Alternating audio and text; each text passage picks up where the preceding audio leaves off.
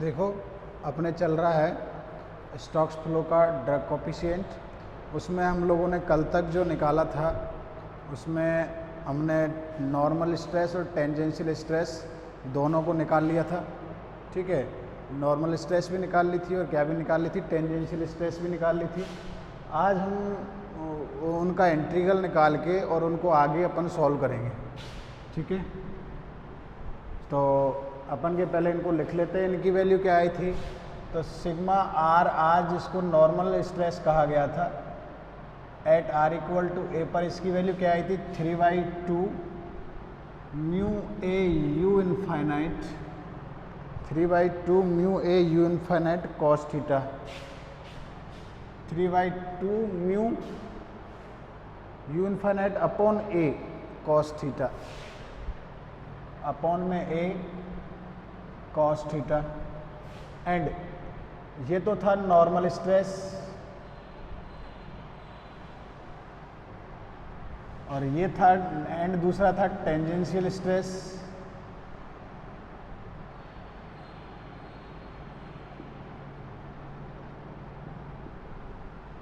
और tangential stress sigma r theta at r equal to a पर कितना आ रहा था, माइनस में 3/2 mu u infinite divided by a, और उसमें कॉस था और इसमें क्या था, साइन। एक में कॉस था और एक में क्या था, साइन। अब हमको निकालना है ड्रग कोफिशिएंट। तो ड्रग कोफिशिएंट निकालने से पहले अपन को टोटल ड्रग निकालना होता है। तो टोटल ड्रग मैं पहले बता चुका था, पहले ही बताया था कि टोटल ड्रग जो निकलेगा अपन के यहाँ पे निकलेगा नॉर्मल एंड टेंजेंशियल इंटीग्रेशन। जो नॉर्मल स्ट्रेस है, जो टेंजेंशियल स्ट्रेस है, इनके इंटीग्रेशन से उसको फाइंड आउट करते हैं। तो यहाँ पे अपन लिख लेते हैं, देखो, the total drag on the sphere या total force on the sphere, the total drug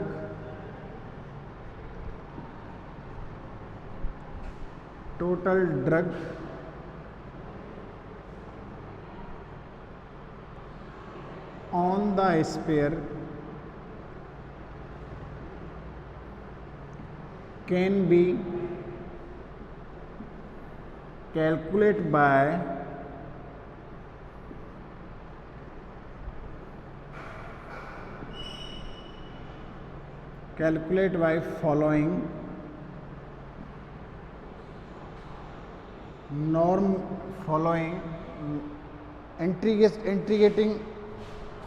by following integrating the x component of normal and shearing stress, integrating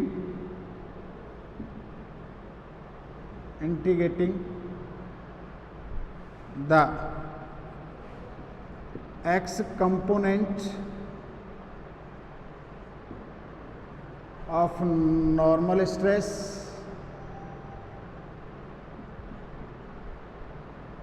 and tangential stress, normal stress and tangential stress.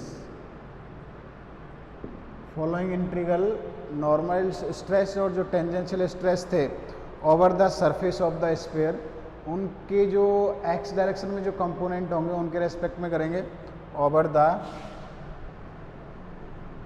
Surface of the sphere. ठीक है, तो क्या था अपन के sphere में, diagram में देखें तो मैं डायग्राम बना रहा हूँ। देखो, नॉर्मल कंपोनेंट क्या क्या थे, पहले स्फीयर बनाते हैं।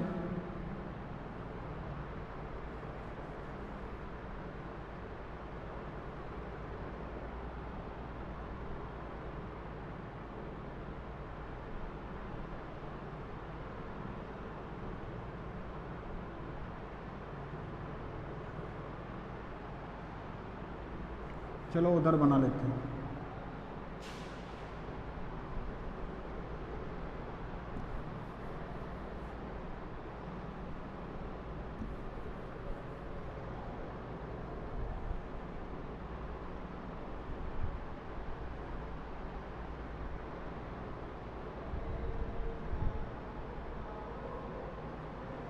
ये एक्स डायरेक्शन था, ये बाई डायरेक्शन था, ये जेड डायरेक्शन था। इधर इसके परपेंडिकुलर आपके सिग्मा आर थीटा था eight r equal to a, और ये सिग्मा आर आर था eight r equal to a. ये एंगल आपके थीटा, और इससे कोई ज़्यादा एंगल पे क्या था, डेल्टा थीटा।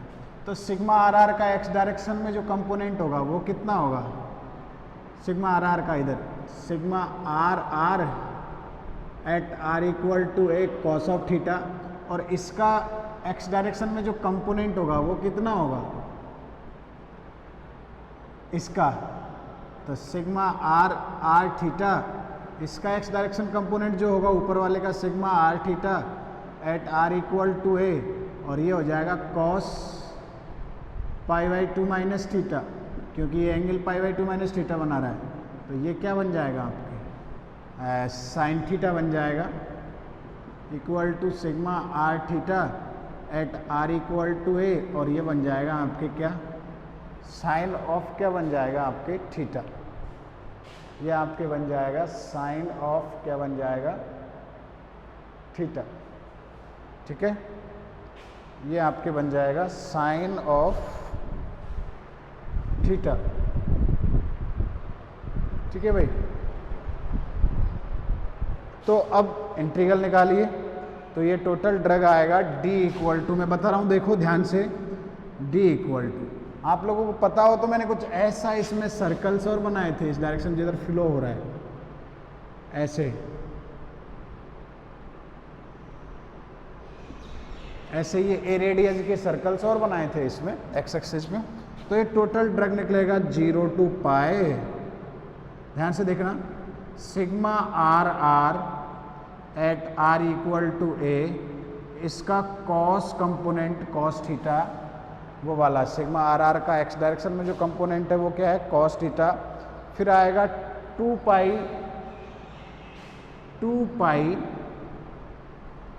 ए साइन थीटा और ए d theta, 2 pi a sine theta, क्योंकि इसकी सरकमफ्रेंस ये वाला जो दिख रहा है आपके, जो ये भाग बनाया है इसका ए साइन थीटा या ए कॉस थीटा, ए उसकी रेडियस है, तो इधर जो कंपोनेंट होगा वो ए साइन थीटा, और क्या हो इसका जो रेडियस होगी वो ए साइन थीटा की फॉर्म में होगी ना, क्योंकि उधर ही कंपोनेंट निकाल रहे हैं अपन।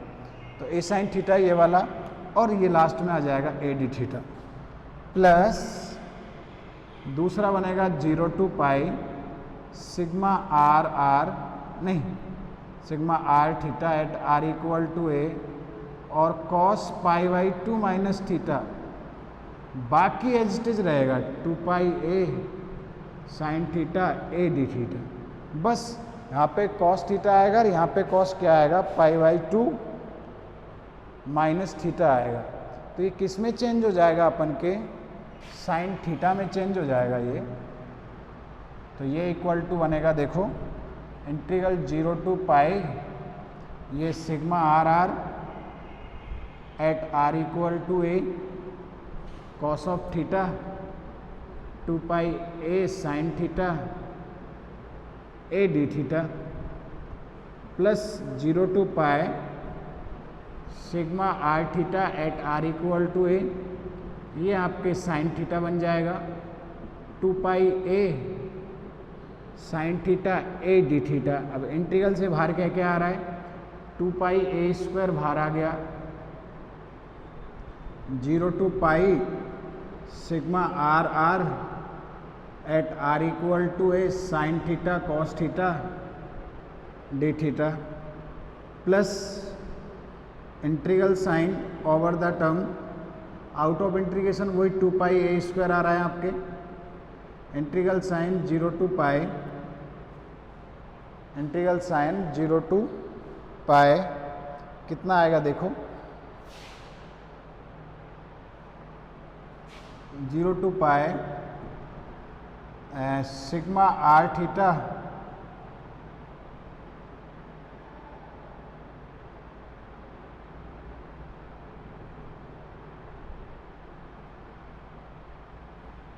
ये सॉरी मैं एक गलती कर रहा हूँ यहाँ पे, क्या गलती कर रहा हूँ, सिग्मा आर आर, हाँ एक गलती कर रहा हूँ, सिग्मा आर थीटा उधर की तरफ नहीं है, ये मान लिया तुमने, ये नहीं, सिग्मा आर थीटा इधर की तरफ है, तो ये इसका एंगल थीटा है, ये वाला एंगल थीटा है, ये वाला, और ये इधर की तरफ जा रहा है, ये एंगल कितना हो गया आपके, ये π/2 हो रहा है।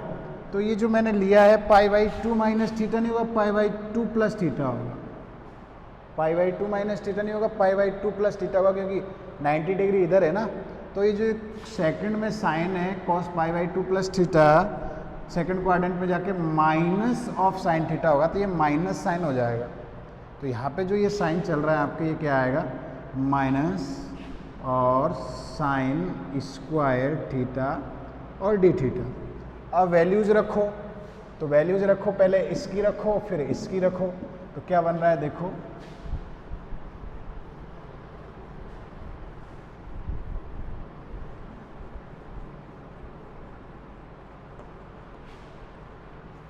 वैल्यू रखेंगे तो 2π² integral 0 to pi x direction में, टोटल नहीं है, 0 टू पाई,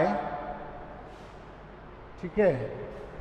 फिर सिग्मा आर थीटा की वैल्यू थी 3/2 mu u infinite a cos theta sine theta और वापिस कॉस थीटा और d theta, minus of 2π² 0 to pi minus of 3/2 mu u infinite sine theta upon a sine square theta और d theta.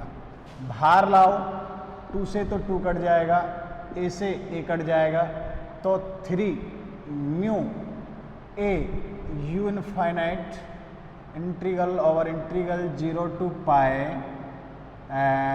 Cos square theta sine theta d theta, minus minus plus, 2 से 2 cancel out, ए से ए cancel out, तो 3 बाहर आएगा, तो 3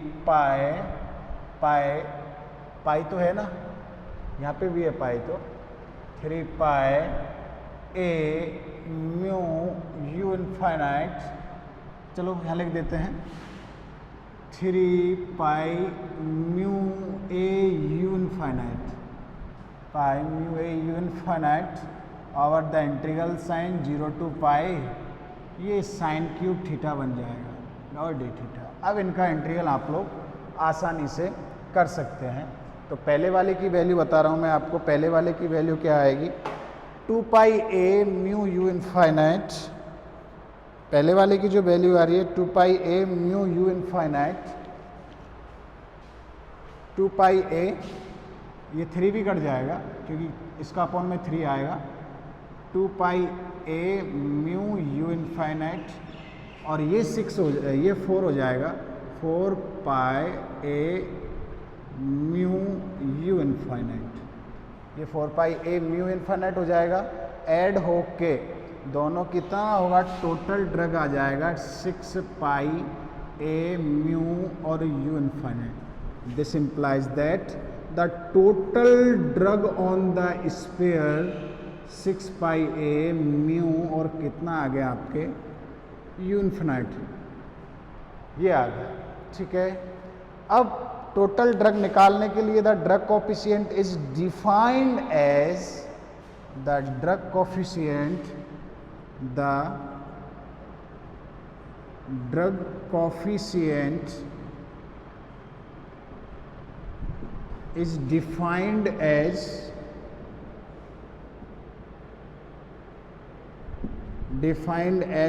CD, ध्यान से देखें, CD, capital D upon capital D drag coefficient upon rho u infinite का square S upon 2, where S equal to πa square, S equal to क्या है आपके πa स्क्वायर, ठीक है, एरिया ऑफ द सर्कल वो वाला। अब ये 2 चला जाएगा ऊपर, तो टू चला गया आपके ऊपर, इसकी वैल्यू आपके चल रही है 6 pi a mu u infinite divided by rho u infinite square और पाई ए स्क्वायर, ये वाला।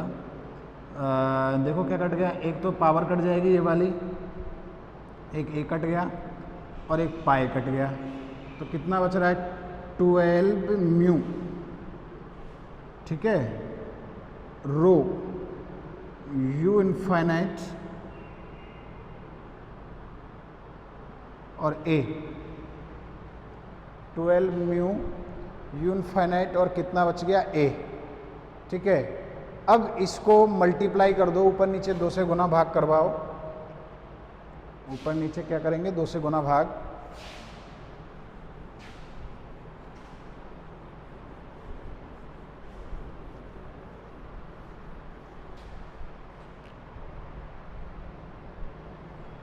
ऊपर नीचे 2 से गुना भाग करेंगे तो सी डी इक्वल टू पर तो हो जाएगा 24 mu rho u infinite, 2 rho u infinite और ये ए हो जाएगा, और इसको हम लिख सकते हैं 24 अपॉन में रेनॉल्ड नंबर, ड्रग कॉफिशिएंट को 24 अपॉन क्या लिख सकते हैं Reynold number, where Reynold number are non dimensional character are equal to 2 rho u infinite a upon में होता है म्यू, या Reynold number equal to 2 u infinite a upon में कितना होता है न्यू, और न्यू इक्वल टू क्या होता है म्यू अपॉन रो।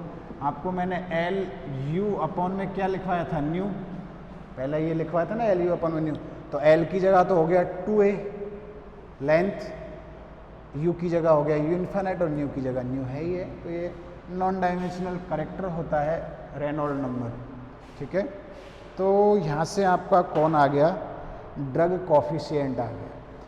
तो अपन का ये 50 यूनिट का 2 टॉपिक थे, इनमें से बड़े टॉपिक थे, इनमें से एक टॉपिक आपके क्या हो गया, ख़त्म हो गया। अब दूसरा स्टार्ट करते हैं, दूसरा है ऑसिन फ्लो, दूसरा है ऑसिन फ्लो। तो इसमें हम लोग निकालेंगे ऑसिन इक्वेशंस, जैसे स्टॉक इक्वेशंस वो theory of very slow motion के लिए चल रहा था, इसी प्रकार ऑसिन चलेगा theory of very slow motion से। तो the Navier Stokes equation we have, the Navier Stokes equation क्या थी, क्योंकि हम इसी के एग्जैक्ट सॉल्यूशन निकाल रहे हैं, Navier Stokes equation we have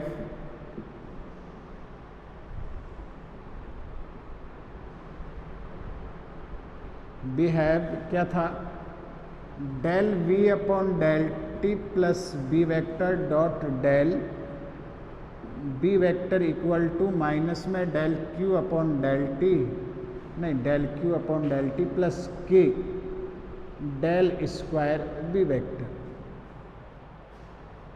नहीं k था या म्यू था, न्यू, अच्छा वो इक्वेशन ऑफ एनर्जी होती है, ये तो माइनस में 1 upon rho del p plus mu del square v, मुझे इक्वेशन ऑफ एनर्जी ध्यान आ गई थी, इक्वेशन ऑफ मोशन होती है ये वाली, तो ये वाली इक्वेशन होती है। यहाँ पे वापस वही ये अपन वही वापस लिखेंगे, ये कौन सी टर्म थी, इनर्शियल टर्म, ये तो थी इनर्शियल टर्म, और ये आपकी थी viscous term,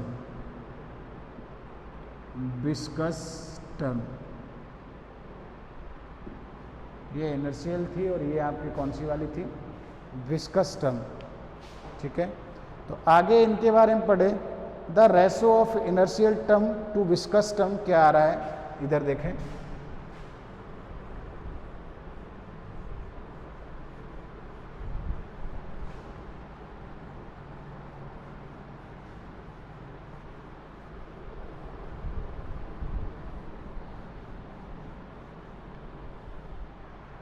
the ratio of inertial term to viscous term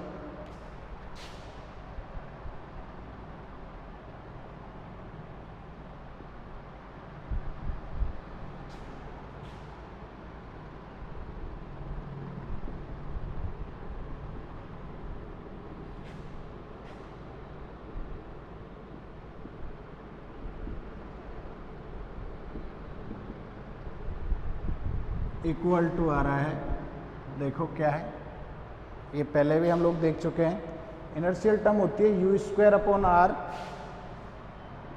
और ये उल्टा हो जाएगा, भाग दे रहे हैं ना, डिवाइड कर रहे हैं, तो ये होगा आपके r square upon nu u, r square upon nu you.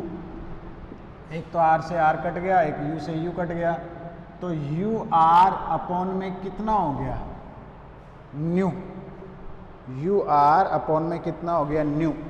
अब हम लोग क्या करते हैं, एक एल से ऊपर नीचे गुना भाग करवा देते हैं, एल से गुना भाग करवा दिया, तो यू एल अपॉन में न्यू, जो मैंने वहाँ पे लिखा हुआ है, u l Reynold number are e equal to क्या लिखा था, यू एल अपॉन में न्यू, पहले पढ़ चुके हैं नॉन डायमेंशनल करेक्टर, तो यू एल इंटू ये हो गया कितना, आर अपॉन एल, ये वाला, ये हो जाएगा कितना, रेनॉल्ड नंबर आर ई, और ये हो जाएगा r upon l, where r e equal to क्या है, non dimensional character Reynold number, nu sorry velocity u, characteristic length l, और ये वाला।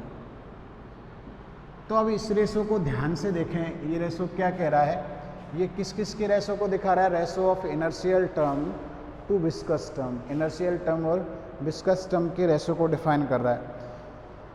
अपन को theory of very slow motion पढ़ना है, theory of very slow motion, तो रेनॉल्ड नंबर वेरी क्या होता है, स्मॉल, मैंने लिखा था Reynold number small less than 1 लिखा था शुरू में, तो वो वाला तो चलेगा, वो तो सेम ही है, ठीक है।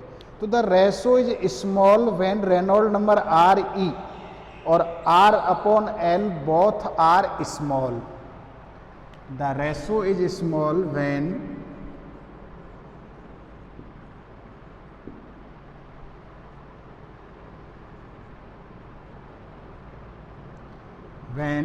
Reynolds number RE and R upon L both are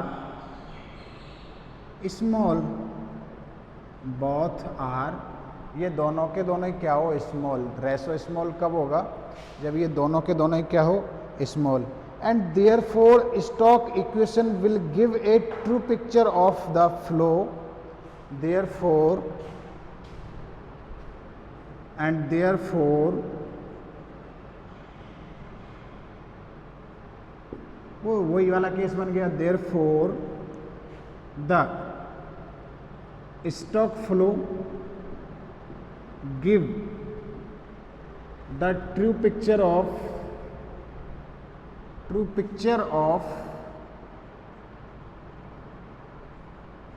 give the true picture of the flow at very small Reynolds number, true picture of the flow at very small Reynolds number, Reynolds number।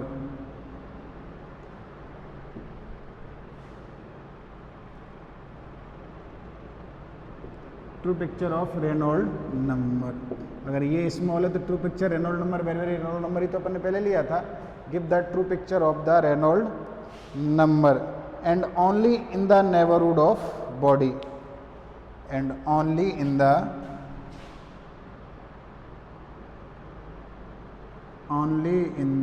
Neighbourhood of body, only in the neighborhood of body। R upon S small means ये कितना, R upon L जो है, R upon L small means क्या होता है, small means होता है in the neighborhood of body, in the neighborhood of क्या होता है इसका मतलब, बॉडी। क्यों, आर डिस्टेंस दिखा रहा है ना, आर टेंडिंग टू इन्फिनाइट पे अपन इन्फिनाइट पे चले जाते हैं, और एल दोनों के दोनों ही स्मॉल है, तो ये दोनों स्मॉल है, इसका मतलब अपन नेबरहुड ऑफ द बॉडी चल रहा है। In that case the inertia and viscous term will be comparable in that case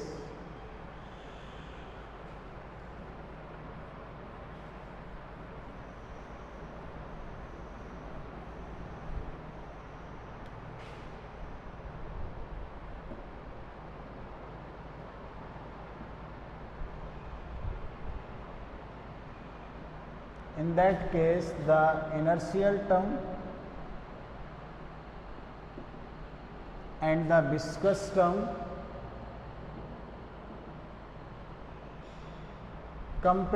will be comparable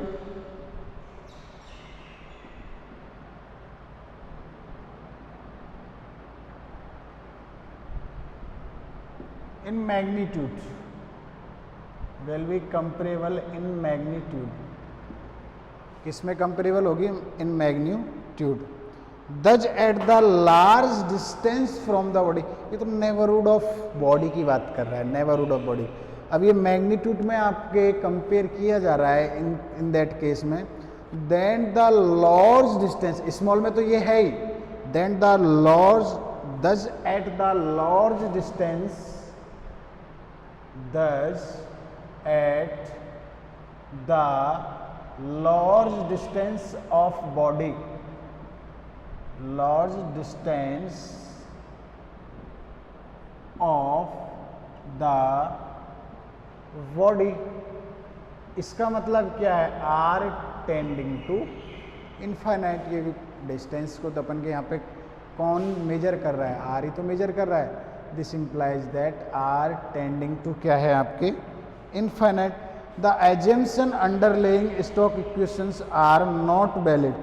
तो जो assumptions थी stock equation की क्या R tending to infinite पे अपन ने जो velocity ली थी वो क्या ली थी? U infinite is the not valid in that case.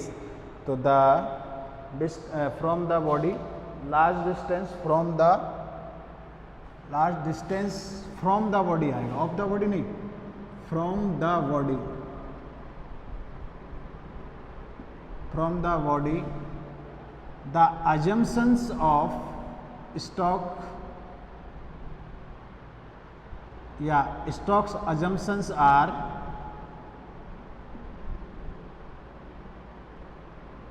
Stokes assumptions are not valid,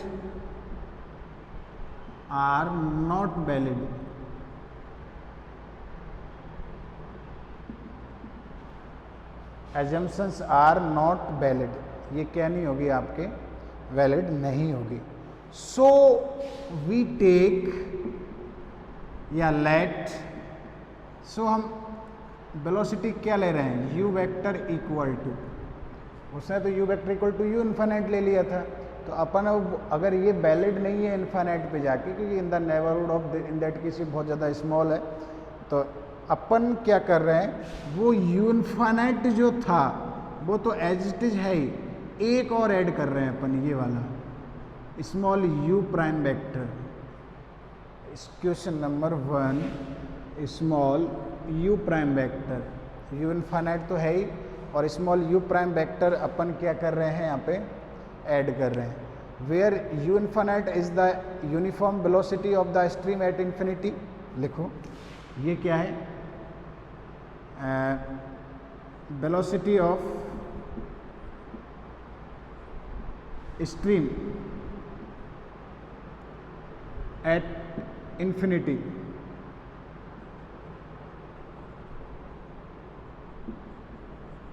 eight infinity, ये तो वेलोसिटी ऑफ स्ट्रीम हो गया. Uniform velocity of stream, uniform velocity of stream at infinite. And दूसरा this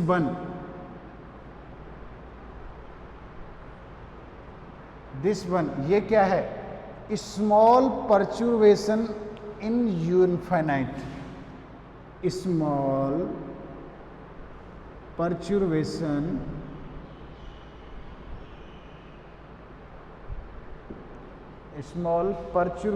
B, v नहीं आएगा, b आएगा. Perturbation in u infinite. Small परचुर्वेशन मतलब है गड़बड़.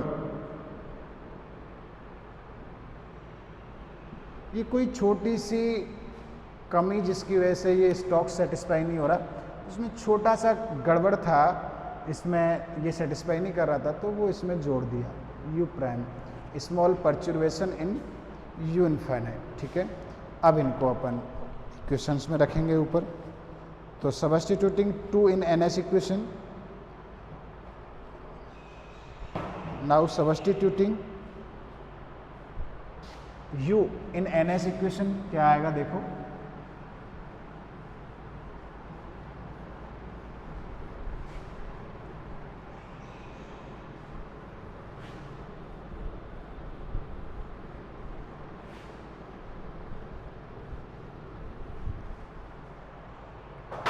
now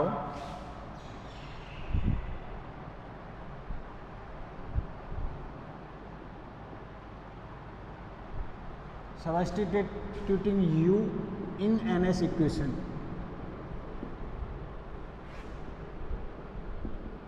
we get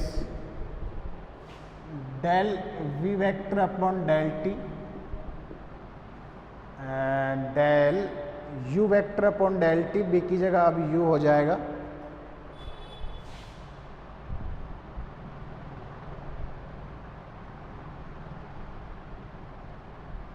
तो ये हो जाएगा u इनफाइनाइट अपॉन कितना हो जाएगा,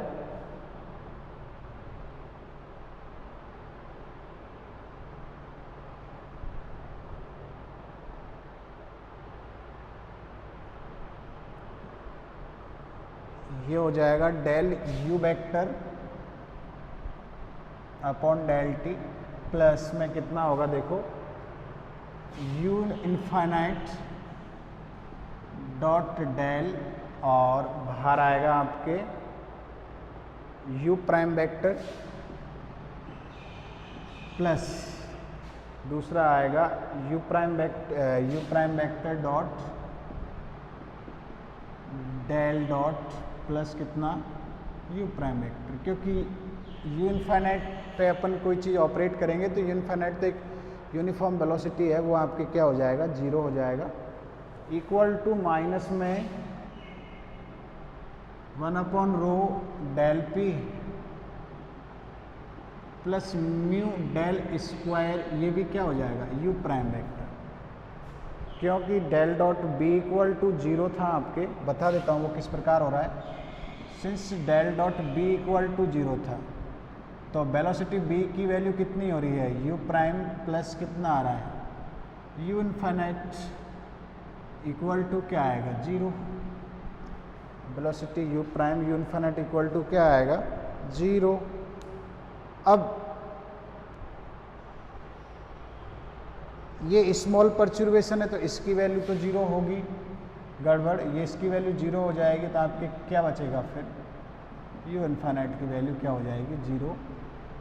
this implies that del dot u infinite equal to क्या हो जाएगा 0। तो जहाँ ये u इनफाइनाइट आ रहा था एक टर्म, क्योंकि वहाँ वैल्यू रखेंगे तो एक टर्म यहाँ पे भी u इनफाइनाइट की आएगी, 4 टर्म बनती, तो वो 2 टर्म क्या होगी आपके 0 हो गए, बाकी ये 2 टर्म बच गई, यहाँ पे भी एक टर्म क्या होगी 0 होगी। इक्वेशन नंबर 2 एंड दूसरा इक्वेशन नंबर ये चल रहा है, एंड यहाँ से del dot u prime vector की वैल्यू भी क्या होती है 0। इक्वेशन ऑफ कॉन्टिन्यूटी जो मैंने बताया ना, यहाँ पे इसकी वैल्यू कहाँ से 0 होगी, तो इक्वेशन ऑफ क्या होगा कॉन्टिन्यूटी, डेल डॉट, ये सेटिस्फाई कर रहा था ना इक्वेशन ऑफ कॉन्टिन्यूटी, ऐसे कर लो, ये इक्वेशन ऑफ कॉन्टिन्यूटी होती है। जैसे डेल डॉट पिछले वाले में आपके क्या था, del dot b equal to 0, तो उसके तीनों कंपोनेंट इक्वेशन ऑफ कॉन्टिन्यूटी को क्या कर रहे थे सेटिस्फाई, इसी प्रकार इसके भी जो ये तीनों कंपोनेंट है इक्वेशन ऑफ कॉन्टिन्यूटी को क्या करेंगे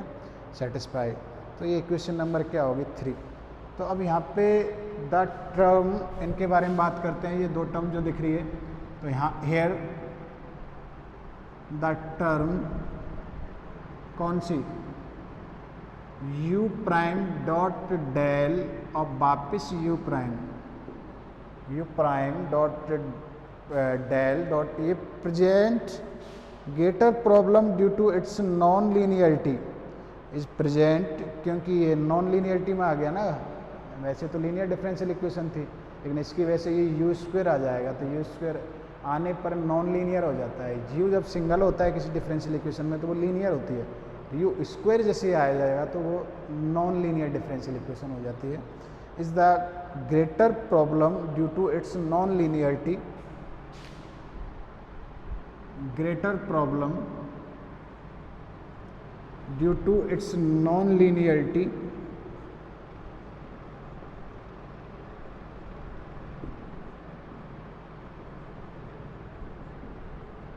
in u prime vector, due to non-linearity in u prime vector. But u prime is the only a perturbation in comparison to main stream velocity, but u prime vector is the small perturbation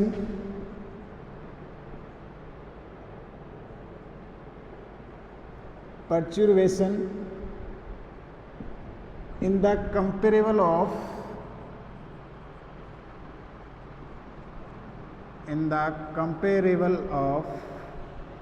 uniform stream velocity.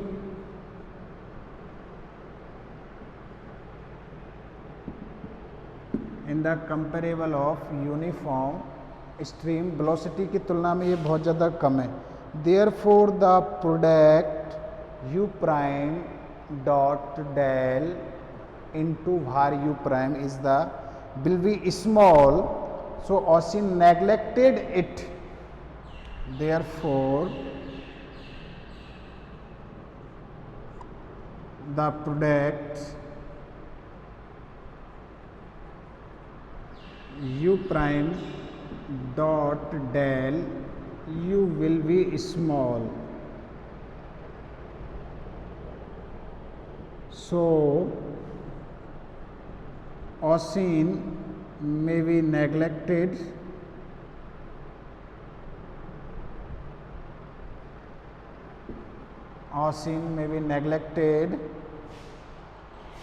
it comparing with u infinite,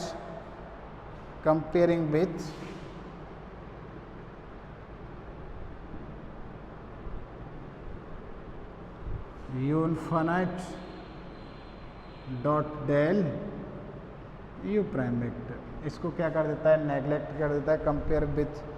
then we obtain the following equation, then we obtain the following equation.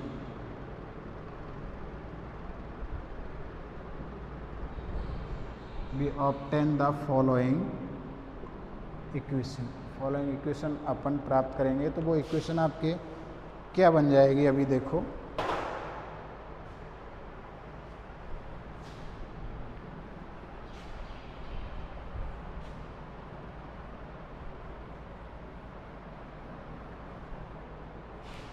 फिर जो neglect कर दिया वो term हट जाएगी, तो del u prime vector equal to del t plus u infinite dot del dot u prime vector equal to minus में 1/रो del p plus mu del square और u prime vector. Equation number 4, equation number अपन के क्या आ जाएगी 4। There these are known, this is known as, या there are known as, एक तो ये वाली इक्वेशन एंड ये वाली इक्वेशन जो थी del u prime vector equal to 0, there are known as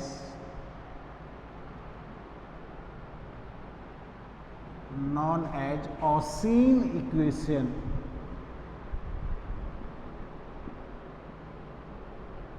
in दोनों को, जैसे स्टॉक इक्वेशन में भी दोनों थी और इसमें भी दोनों है, तो उनको स्टॉक इक्वेशन के नाम से जानते थे और इनको अपन किसके नाम से जानेंगे, ऑसीन इक्वेशन के नाम से जानेंगे। ठीक है, अब वही flow past a sphere of Oseen flow past a sphere of Oseen flow.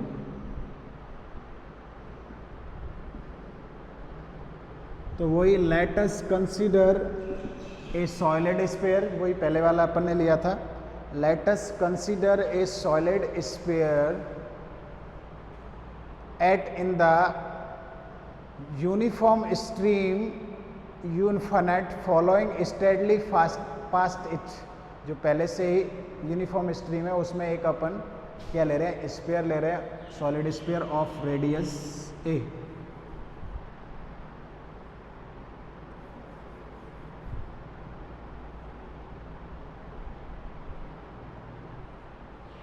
इधर आपके स्ट्रीम है यूनिफिनाइट, ये एक्स, ये वाई, ये जेड, ये कोई पॉइंट है पी, आर कोमा थीटा, ये आर डिस्टेंस होती है और ये क्या होती है थीटा। इधर वी आर वेलोसिटी होगी और इधर की डायरेक्शन में अगर अपन देखें तो कौन सा होता है, बी थीटा वेलोसिटी, और इधर की डायरेक्शन में वी आर होगा। ये पी पॉइंट था, आर और theta, at r equal to a पर है ये वेलोसिटी जो है, एट कहाँ पर है, आर इक्वल टू ए पर। आर इक्वल टू ए का मतलब रेडियस ऑफ द स्फीयर। तो let us consider a solid sphere which fixed in a uniform stream. Let us consider, अभी बताया था मैं, let us consider a solid sphere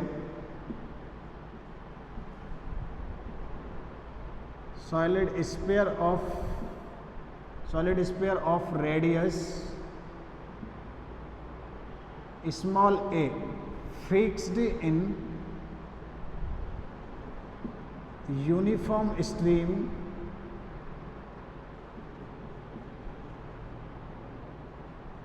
यूनिफाइनाइट flowing steadily past it, जो कि पहले से ही स्टेडी मोशन कर रही है, following steadily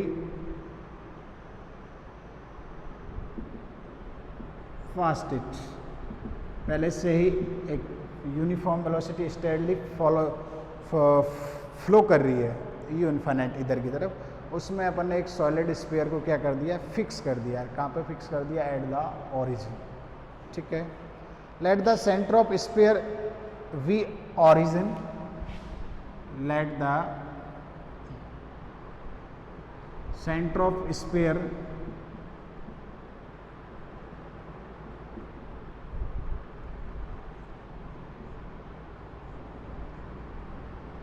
sphere be origin or and x-axis be in the direction of uniform stream and the x-axis along uniform stream। या ऐसे भी लिख सकते हो, x-axis in the direction of uniform stream, x axis in the direction of uniform stream, ऐसे लिख दोगे तब भी कोई दिक्कत नहीं है। ठीक है, तो the Oseen equation in such case for steady flow, the Oseen equation, so the Oseen equation in such case, the Oseen equation in such case for steady flow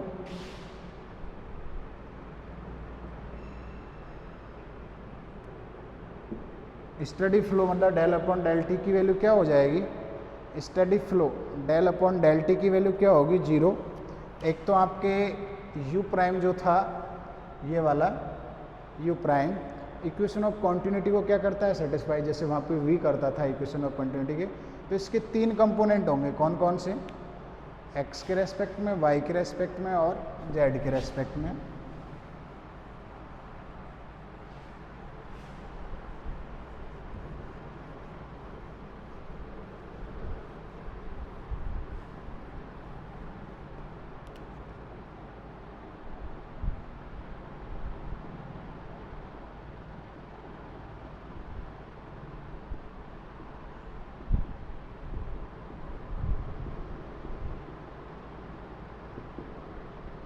equal to 0, equation number 4 था ये 5, and दूसरा क्या बनेगा, due to study flow, study flow का मतलब क्या, जो del upon del T के साथ जो भी टर्म आएगा, जो भी आएगा उसकी वैल्यू क्या होगी, 0। तो जो इक्वेशन ऑफ कंटिन्यूटी ये रही, सॉरी इक्वेशन ऑफ मोशन ये रही, एनएस इक्वेशन में ये वाली वैल्यू क्या हो जाएगी, 0। तो क्या बचेगा फिर, यू इनफाइनाइट, और एक्स डायरेक्शन में बचेगा क्योंकि बाकी तो आपके 0 ले लिए जाएंगे। तो u infinite del u prime upon del x equal to minus का 1 upon rho del p, plus में क्या बचेगा, mu del square u vector.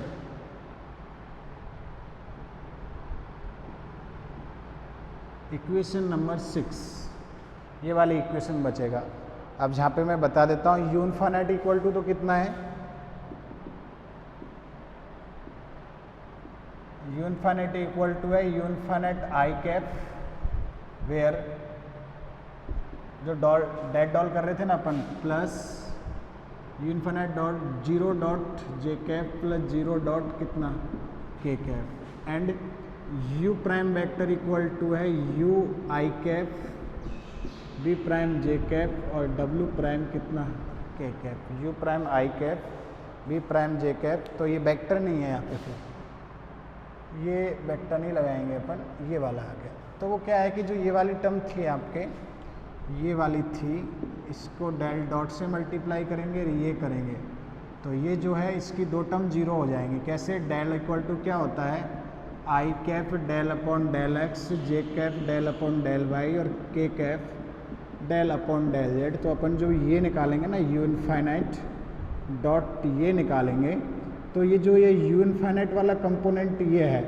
Del del x, ये तो आ जाएगा, दोनों का डॉट निकालेंगे, ये 0 हो जाएगा, 0 डॉट डेल डेल वाई और 0 डॉट डेल डेल जेड। तो ये आपके 0 हो जाएगा। तो केवल यही कंपोनेंट बचेगा, समझ में आया, केवल यही कंपोनेंट बचेगा, ठीक है। और जहाँ पे v है, v बाई डायरेक्शन में, v प्राइम बाई डायरेक्शन में वेलोसिटी है, w प्राइम उस डायरेक्शन में वेलोसिटी है। तो आपके देखो ये तो एक तो यू इनफाइनाइट बचेगा और एक ये डेल डेल एक्स बचेगा, और पीछे वाला ये एज इट इज है ही, यू प्राइम वेक्टर आपके पीछे वाला चल ही रहा है। तो ये इस प्रकार ये वाली इक्वेशन आई, ठीक है, लिख दिया। यहाँ से ये u के लिए होगी। अब इसी को v के लिए लिखे, ये तो कौन सी डायरेक्शन में होगी, इन द x डायरेक्शन में, इन x direction.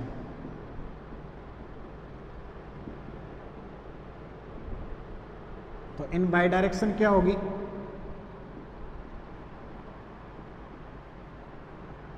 In by direction में ये u वेलोसिटी थी, तो ये हो जाएगी u infinite del v upon del by, del v upon में क्या हो जाएगा, नहीं डेल v x रहेगा, बाई नहीं होगा, वेलोसिटी चेंज होगी, -1 upon rho del dot p nu del square b prime. Equation number 7, ये क्या होगा, b prime, equation number 7। Vectors में तो चल ही रहा है ये, ठीक है।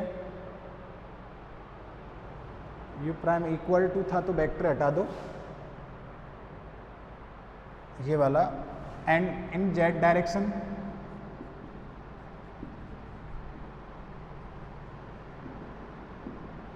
u infinite del w prime del x equal to minus का 1 upon rho del p nu del square w हो जाएगा, w प्राइम हो जाएगा।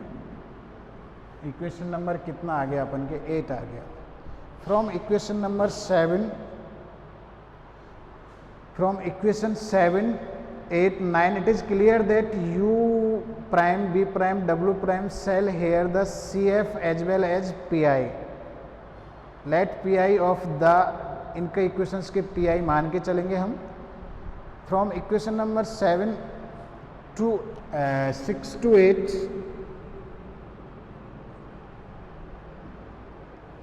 it is clear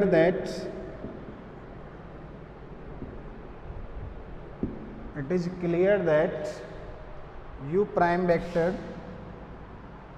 v w prime vector are the shall here cf as well as,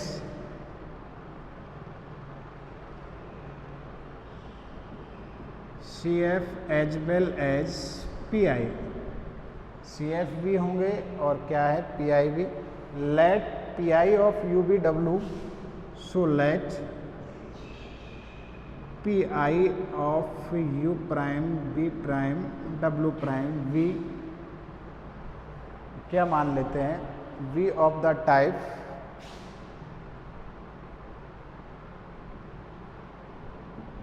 of the type. तो इनके जैसे पिछले वाले में भी हम लोगों ने पी आई मान के चले थे, तो इनके पी आई मान रहे हैं अपन, ध्यान से देखना।